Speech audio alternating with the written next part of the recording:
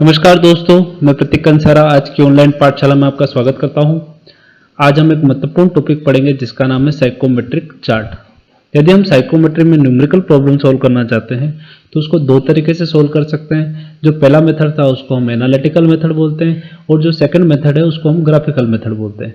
Analytical method में हम यदि न्यूमेरिकल प्रॉब्लम सॉल्व करना चाहते हैं तो उसके लिए हमें साइकोमेट्रिक रिलेशंस यूज करने होंगे और उन रिलेशंस का यूज करके हम क्या करते हैं, न्यूमेरिकल प्रॉब्लम को सॉल्व कर सकते हैं। यदि हम ग्राफिकल मेथड की बात करते हैं तो ग्राफिकल मेथड में न्यूमेरिकल प्रॉब्लम सॉल्व करने के लिए हमें एक चार्ट की आवश्यकता होती है, जिस चार्ट को हम बोलते हैं साइकोमेट्रिक चार्ट। यदि इस चार्ट से हम न्यूमेरिकल प्रॉब्लम सॉल्व करना चाहते हैं तो उससे पहले हमें इस चार्ट से जुड़ी हुई कुछ जानकारियां होनी चाहिए, जिसको हम आज लेने की कोशिश करेंगे। इस चार्ट से यदि हम न्यूमेरिकल प्रॉब्लम सॉल्व करते हैं तो इसमें सबसे बड़ा जो बेनिफिट होता है वो होता है कैलकुलेशन पार्ट होता है, जो कंप्लीटली क्या हो जाता है, एलिमिनेट हो जाता है। और उस कैलकुलेशन के बिना ही हम क्या करते हैं, जो साइकोमेट्रिक प्रॉपर्टीज हैं वो कैलकुलेट कर लेते हैं। तो आज हम सबसे पहले इस चार्ट से जुड़ी हुई कुछ जानकारी लेने की कोशिश करेंगे और नेक्स्ट वीडियो में हम इस चार्ट को यूज करके न्यूमेरिकल प्रॉब्लम सॉल्व करेंगे। हम जिस टेबल को फॉलो करेंगे वो है रिप्रेजेंट एंड साइकोमेट्रिक प्रॉपर्टीज। इसमें आपको साइकोमेट्रिक चार्ट होता है वो आपको गिवन है, आपको दे रखा है, और इसी चार्ट्स के बेसिस पे हम क्या करेंगे, न्यूमेरिकल प्रॉब्लम सॉल्व करेंगे। हमें जो चार्ट की स्टडी करनी है वो भी इसी को करनी है। तो ये टेबल आपको मार्केट में इजीली अवेलेबल हो जाएगी और इसके जो राइटर है वो माथुर और मेहता। जो एग्जाम होता है उसमें भी आपको यही टेबल दी जाएगी। तो हम क्या करेंगे, इसी चार्ट की स्टडी करेंगे और इसी चार्ट पे न्यूमेरिकल प्रॉब्लम सॉल्व करने की कोशिश करेंगे। इस टेबल में जो चार्ट दे रखा है वो कुछ इस तरीके का है। इस चार्ट को हम बोलते हैं साइकोमेट्रिक चार्ट। सबसे पहली चीज, ये जो चार्ट बनाया गया है वो आपका कांस्टेंट एटमॉस्फेरिक प्रेशर मींस आपका जो बैरोमेट्रिक प्रेशर है वो आपका 1.01325 बार। तो यहाँ जो प्रेशर है आपका बैरोमेट्रिक प्रेशर वो कांस्टेंट है और इसी प्रेशर के लिए मेरा ये चार्ट आपका डिजाइन किया गया है। इसमें क्या किया गया है, ये जो चार्ट है आपका कुछ इस शेप का है आपका। ये देखो, इस लाइन को फॉलो करो और इस फॉलो करते हुए ये जो चार्ट है यही क्या कहलाता है, मेरा साइकोमेट्रिक चार्ट कहलाता है। तो पहली चीज इसमें क्या है, इसको हम बोलते हैं हॉरिजॉन्टल एक्सिस और इसको हम बोलते हैं वर्टिकल एक्सिस। और ये जो इस चार्ट का है इसको हम बोलते हैं सैचुरेटेड कर्व। ये जो कर्व शेप है चार्ट का इसको हम क्या बोलते हैं, सैचुरेटेड कर्व। इसमें क्या किया गया, आपका बहुत सारी लाइन दी हुई होंगी, तो हमको सारी चीजें जानकारी लेनी है कि हॉरिजॉन्टल एक्सिस पे क्या चीज है, वर्टिकल एक्सिस पे क्या चीज है, कौन सी लाइन का क्या मीनिंग है। इन सब चीजों की जानकारी हम काफी डिटेल में लेंगे। तो हम क्या करते हैं, इसको सेपरेटली स्टडी करने की कोशिश करते हैं। सबसे पहली चीज हम देखते हैं, हमारा जो कर्व का शेप है वो कुछ इस तरह का बना हुआ है। तो हम सबसे पहले जो जानकारी लेंगे वो है ड्राइबर्ग टेम्परेचर लाइन की। तो जो ड्राइबर्ग टेम्परेचर लाइन होता है वो क्या होता है, आपका हॉरिजॉन्टल एक्सिस के ऊपर होता है। आगे बात समझ में। तो हॉरिजॉन्टल एक्सिस है वो मेरी क्या है, आपकी ड्राइबर्ग टेम्परेचर को शो कर रही है। दूसरी चीज, ये जो ड्राइबर्ग टेम्परेचर लाइन होती है वो जो वर्टिकल एक्सिस है उसके क्या है, आपके पैरेलल है। आगे बात समझ। तो मेरी जो ड्राइबर्ग टेम्परेचर लाइन है साइकोमेट्रिक चार्ट के अंदर, जो ड्राइबर्ग टेम्परेचर लाइन है वो क्या है, आपकी वर्टिकल एक्सिस के क्या है, पैरेलल है। और साथ ही साथ हमने क्या कर रखा है, ये जो लाइंस है वो इक्वली स्पेस कर रखा है। आप देख सकते हो यहाँ पे जैसे 5 डिग्री, 10 डिग्री, 15 डिग्री, 20 डिग्री। तो जो लाइन के बीच का गैप है वो कितना है, आपका 5 डिग्री सेंटीग्रेड का। तो हमने क्या कर रखा है, ये जो लाइन्स है वो इक्वली स्पेस्ड कर रखी है। तो यहाँ पे जैसे -60 डिग्री से 6 डिग्री से 45 डिग्री सेंटीग्रेड। तो ये सारा जो स्पेसिंग कर रखी है वो क्या कर रखी है, अपन ने इक्वल डिस्टेंस पे कर रखी है, इसलिए इसको बोलते हैं कांस्टेंट ड्राइबर्ग टेम्परेचर लाइन। तो यहाँ पे आप देखोगे पूरी जो लाइन है आपकी, ये जो लाइन दिख रही है आपको, इस पूरी लाइन पे जो टेम्परेचर है, ड्राइबर्ग टेम्परेचर वो कितना है, 35 डिग्री सेंटीग्रेड है। तो इसको हम इस लाइन को क्या बोलते हैं अपन, कांस्टेंट ड्राइबर्ग टेम्परेचर लाइन। और ये जो लाइन है वो वर्टिकल एक्सिस के तो क्या है, समांतर है। आगे बात समझ में। और क्या कर रखा है, इन लाइंस को अपन क्या कर रखा है, इक्वली स्पेसिंग कर रखी है। तो ये एक इंपॉर्टेंट चीज है, इस लाइन को हम बोलते हैं ड्राइबर्ग टेम्परेचर लाइन। तो हम चार्ट में ड्राइबर्ग टेम्परेचर लाइन देखोगे तो वो जो खड़ी खड़ी सीधी सी लाइन है, जो वर्टिकल लाइन है, उसी को हम क्या बोलते हैं, ड्राइबर्ग टेम्परेचर लाइन बोलते हैं।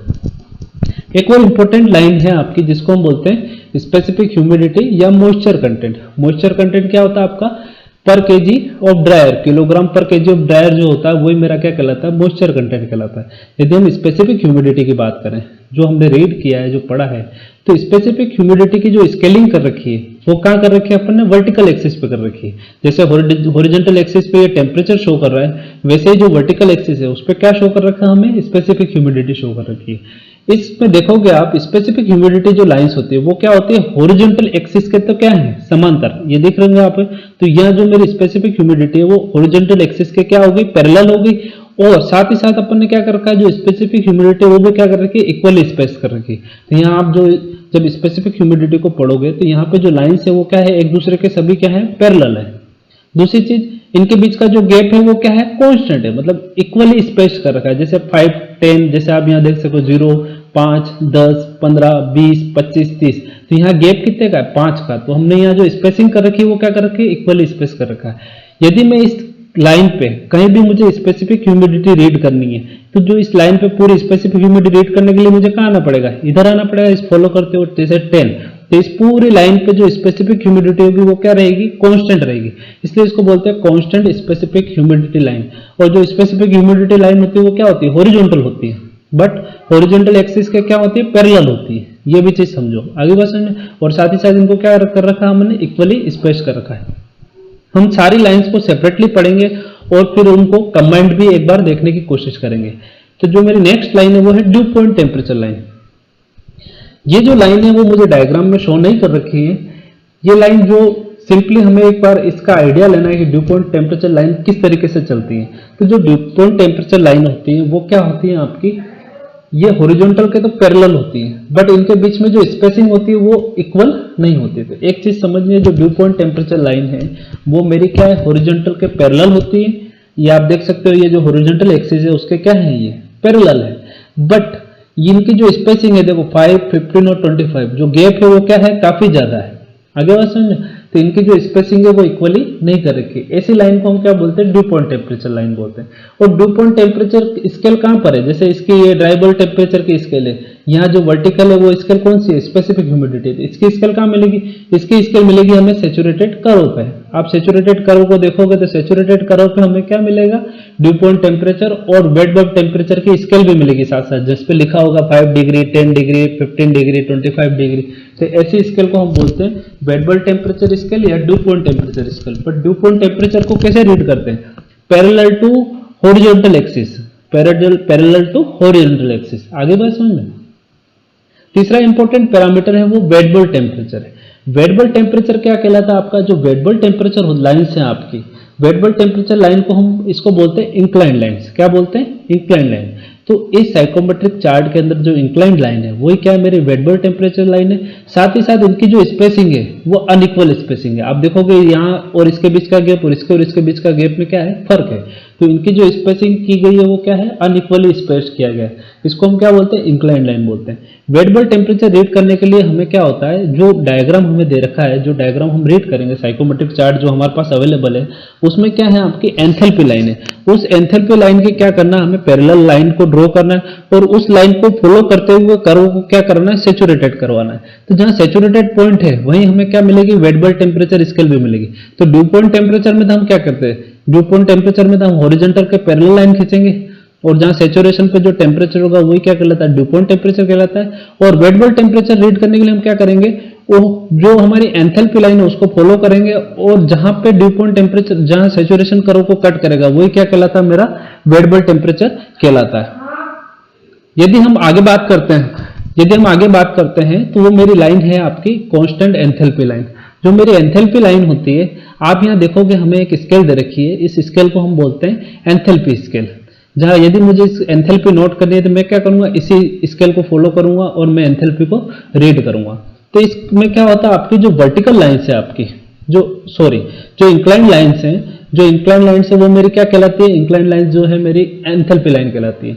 और ये जो एंथैल्पी है वो कांस्टेंट और इक्वली स्पेस्ड कर रखी है। आप देखोगे इस पूरी लाइन पे जो एंथैल्पी है वो क्या है, कांस्टेंट है।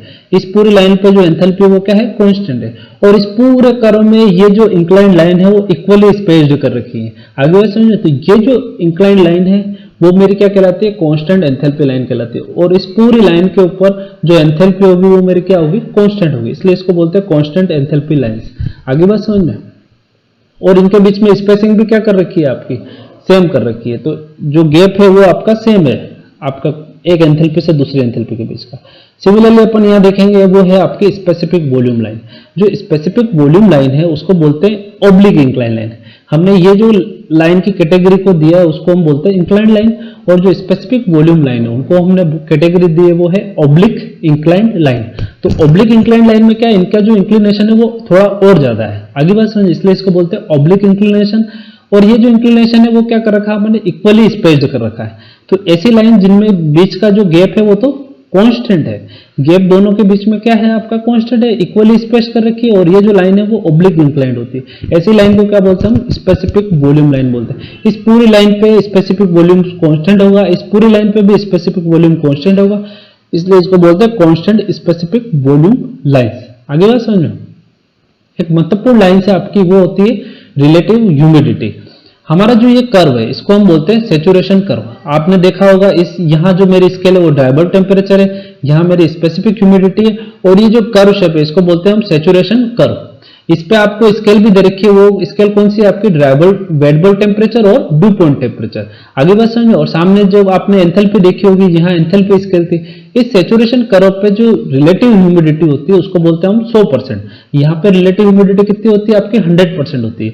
यदि इस कर्व का जो शेप है उसके पैरेलल ही हम क्या करते जाएं, शेप ड्रॉ करते जाएं, तो इसको हम बोलते हैं रिलेटिव ह्यूमिडिटी लाइन। और हमने जो रिलेटिव ह्यूमिडिटी जो कर्व में हमको दे रखी है वो है 10% से लगा के 100% तक। तो यहाँ पे 10% होगी, 20%, 30%, 40%, 60%, 70%, 80%, 90% और 100%। इस तरीके से यहाँ पे क्या कर रखी है, हमें रिलेटिव ह्यूमिडिटी दे रखी है। तो ऐसी लाइन क्या कहलाती है आपके, रिलेटिव ह्यूमिडिटी लाइन्स कहलाती है। तो यहाँ हम एक बार ये सारी चीजें हमने सेपरेटली देखी। अब इन सबको यदि कंबाइन करते हैं तो जो कर्व बनता है वो कुछ इस तरीके से बनता है। इस कर्व को हम बोलते हैं साइकोमेट्रिक चार्ट। तो यहाँ आप देख सकते हो ये जो कर्व है इसको हम बोलते हैं सैचुरेशन कर्व। हमें यहाँ रिलेटिव ह्यूमिडिटी लाइन देखनी है, तो देखो आप ये 90%, 80%, 70%, 60%, 50%, 40%, 30%, 20, 10%। तो ऐसी लाइंस क्या कहलाती है, रिलेटिव ह्यूमिडिटी लाइन कहलाती है। ड्राइबल टेम्परेचर देखना चाहते हो तो 10 degree, -5 degree, 0 degree, 5 degree, 10 degree, 15 degree. तो ये कांस्टेंट लाइन दे रखी है हमें, दिख रही है आपकी वर्टिकल लाइन, इसको बोलते हैं हम कांस्टेंट ड्राइबल टेम्परेचर लाइन। यदि हमें स्पेसिफिक ह्यूमिडिटी देखनी है तो ये स्पेसिफिक ह्यूमिडिटी की स्केल दे रखी है। यहां से अगर हॉरिजॉन्टली के पैरेलल चलते हो तो ये लाइन क्या कहलाती है हमारी, कांस्टेंट स्पेसिफिक ह्यूमिडिटी लाइन कहलाती है। अच्छे तरीके से आप समझ गए होंगे। आप अगर इसको देखो एंथैल्पी को, ये मेरी एंथैल्पी स्केल है, ठीक है। अगर ये एंथैल्पी स्केल है तो मुझे क्या देखना है, हमें इस एंथैल्पी देखना चाहो। अगर इस पूरी लाइन पे देखो इंक्लाइन लाइन पे, तो ये इंक्लाइन लाइन क्या कहलाती है मेरी, कांस्टेंट एंथैल्पी लाइन। अगर समझ जैसे ये 55 डिग्री को शो करे, सॉरी 55 किलो जूल पर केजी ऑफ ड्रायर, ये क्या है आपकी कांस्टेंट एंथैल्पी लाइन है। तो ऐसी लाइन को हम बोलते हैं कांस्टेंट एंथैल्पी लाइन। इस पूरी लाइन पे क्या होती है, एंथैल्पी होती है वो कांस्टेंट होती है। आप समझ गए होंगे अच्छे तरीके से। अब बात आती है आपकी स्पेसिफिक वॉल्यूम की। स्पेसिफिक वॉल्यूम हमको ये दे रखा है 0.75 मीटर क्यूब पर केजी, 0.80 मीटर क्यूब पर केजी, 0.85 मीटर क्यूब पर केजी और 0.90 मीटर क्यूब पर केजी, और यहाँ पे 0.95 मीटर क्यूब पर केजी। तो ये जो चीज है आपकी ऑब्लिक इंक्लाइन, इन लाइन को क्या बोलते हैं, ऑब्लिक इंक्लाइन। और इनके बीच का जो स्पेसिंग है वो क्या है आपका, सेम है। आप देखोगे इन दोनों के बीच का स्पेसिंग और इन दोनों के बीच का स्पेसिंग, वो सब स्पेसिंग जो कर रखी है वो क्या कर रखी है, सेम कर रखी है। और इस पूरी लाइन के ऊपर जो स्पेसिफिक वॉल्यूम है वो क्या है, कांस्टेंट है, इसलिए इसको बोलते हैं स्पेसिफिक ह्यूमिडिटी लाइन। दो महत्वपूर्ण पैरामीटर है, एक होता है आपका ड्यू पॉइंट टेम्परेचर और एक होता है वेट बल्ब टेम्परेचर। जैसे मैं इस पॉइंट की बात करूं, ये जो डार्क सर्कल डॉट शो कर रखा है, इसका जो यदि मुझे ड्राइबल टेम्परेचर नोट करना है तो ड्राइबल टेम्परेचर नोट करने के लिए मैं क्या करूंगा, सीधा ही नीचे आऊंगा, वर्टिकली डाउनवर्ड आऊंगा, और जो टेम्परेचर होगा वो क्या होगा, ड्राइबल टेम्परेचर होगा। यदि इस डॉट का मुझे क्या करना है, स्पेसिफिक ह्यूमिडिटी नोट करना है, तो मैं हॉरिजॉन्टल के पैरेलल जाऊंगा और सीधा जहां पे कट करेगा आपका वर्टिकल स्केल पे, वही क्या होगी मेरे उस पॉइंट की स्पेसिफिक ह्यूमिडिटी होगी। यदि इस पॉइंट का मुझे एंथैल्पी नोट करना है, क्या करूंगा, इंक्लाइन लाइन को फॉलो करूंगा और मैं उस पॉइंट की क्या करूंगा, एंथैल्पी नोट कर लूंगा। अब बात आती है दो इंपॉर्टेंट पैरामीटर, एक होता है वेट बल्ब टेम्परेचर और दूसरा होता है ड्यू पॉइंट टेम्परेचर। इस पॉइंट का यदि ड्यू पॉइंट टेम्परेचर नोट करना है तो जो ड्यू पॉइंट टेम्परेचर होता है वो क्या होता है आपका, इस लाइन को हॉरिजॉन्टली फॉलो करूंगा और मैं क्या कराऊंगा, सैचुरेट कराऊंगा। इस लाइन को हॉरिजॉन्टल के पैरेलल में क्या करूंगा, लाइन खींचूंगा, और जहां पे सैचुरेशन कर्व को कट करेगा वही मेरा क्या कहलाता है, ड्यू पॉइंट टेम्परेचर कहलाता है। तो ड्यू पॉइंट टेम्परेचर के लिए हम क्या करेंगे, यहां से इस पॉइंट से हॉरिजॉन्टल के पैरेलल लाइन खींचेंगे और जहां पे सेचुरेशन कर्व को कट करेगी वही मेरा क्या कहलाता है, आपका ड्यू पॉइंट टेम्परेचर कहलाता है। तो ये approximate 14 degree centigrade 14 degree centigrade आपका शो कर रखा है। यदि मुझे इस पॉइंट का क्या करना है, वेट बल्ब टेम्परेचर नोट करना है, तो मैं क्या करूंगा, इस कांस्टेंट एंथैल्पी लाइन को फॉलो करूंगा। वेट बल्ब टेम्परेचर क्या होती है, इंक्लाइंड लाइन होती है, तो इस इंक्लाइंड लाइन को फॉलो करूंगा और ये जहां कट करता है सेचुरेशन कर्व को वही क्या कहलाता है, मेरा वेट बल्ब टेम्परेचर कहलाता है।